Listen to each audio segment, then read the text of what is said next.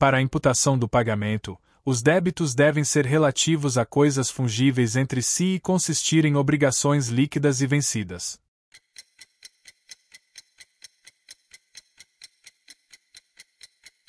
Verdadeiro. Artigo 352 do Código Civil. A pessoa obrigada por dois ou mais débitos da mesma natureza, a um só credor, tem o direito de indicar a qual deles oferece pagamento, se todos forem líquidos e vencidos. Se houver capacidade legal e manifestação expressa por escrito, será válida a renúncia prévia da prescrição.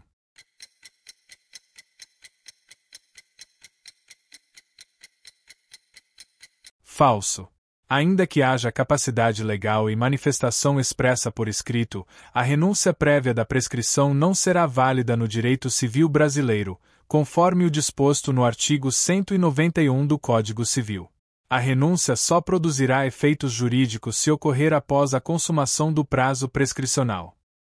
Militar da ativa condenado pelo crime de deserção não poderá ser beneficiado com a suspensão condicional da pena, em razão de vedação legal.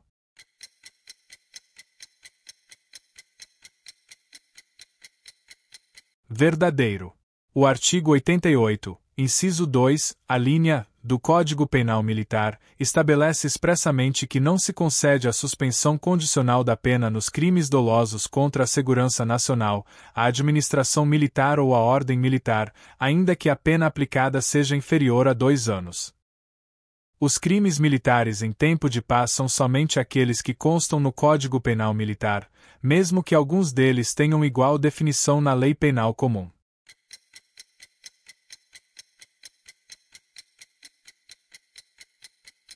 Falso. Os crimes militares em tempo de paz não se restringem àqueles com definições exclusivas no Código Penal Militar. Mesmo crimes com definições idênticas na Lei Penal Comum podem ser considerados militares se cometidos em circunstâncias específicas envolvendo militares, locais militares, ou bens e ordens militares, conforme detalhado no artigo 9º, inciso 2, do Código Penal Militar. O julgamento do prefeito por crime comum será realizado perante o Tribunal de Justiça.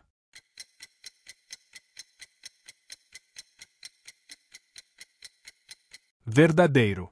O artigo 29 da Constituição determina que o julgamento do prefeito ocorrerá perante o Tribunal de Justiça. Vale lembrar que o STF entende que a competência do Tribunal de Justiça para julgar prefeitos se limita aos crimes de competência da Justiça Comum Estadual. Isso porque, nos demais casos, a competência originária dos outros tribunais prevalecerá, tal como ocorre nos crimes federais de competência do TRF ou nos crimes eleitorais do TSE. O princípio da legalidade no âmbito penal pode ser desdobrado em outros dois princípios: o princípio da reserva legal, que impõe que a lei esteja em vigor no momento da prática da infração sob pena de inexistência do crime, e o princípio da anterioridade da lei penal, que determina que apenas lei em sentido formal poderá definir crimes e cominar penas.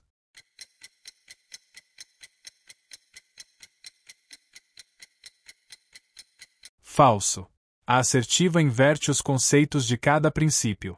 O princípio da anterioridade da lei penal impõe que a lei esteja em vigor no momento da prática da infração. Já o princípio da reserva legal determina que apenas lei em sentido formal poderá definir crimes e cominar penas. No capital das empresas públicas podem ser conjugados recursos de pessoas de direito público ou de outras pessoas administrativas com recursos de particulares.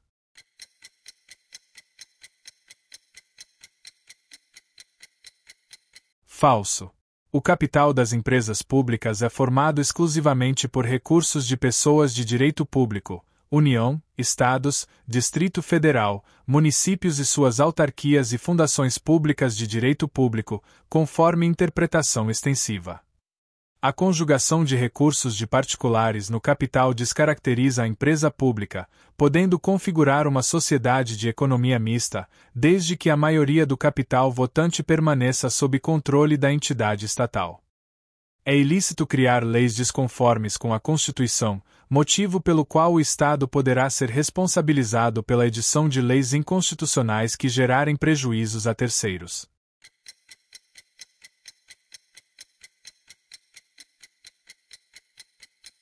Verdadeiro. A Constituição Federal é o principal diploma do ordenamento jurídico. Dessa forma, o exercício da função legislativa só será legítimo quando realizado segundo as disposições constitucionais, não se admitindo em nosso ordenamento jurídico uma lei que não guarde sintonia com a Carta Política. Para existir o dever do Estado de indenizar, é necessário que a lei seja declarada inconstitucional pelo órgão com competência para isso, por meio de controle concentrado, e que o dano efetivamente decorra da inconstitucionalidade da lei.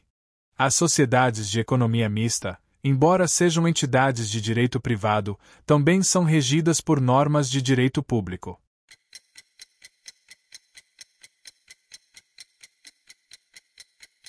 Verdadeiro.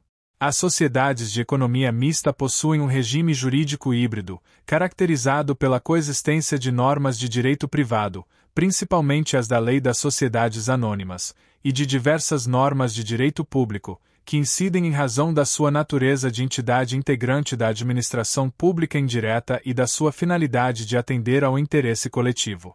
Essa sujeição ao direito público garante a observância de princípios fundamentais da administração e o controle da gestão dos recursos públicos envolvidos. Os bens das autarquias são considerados bens privados.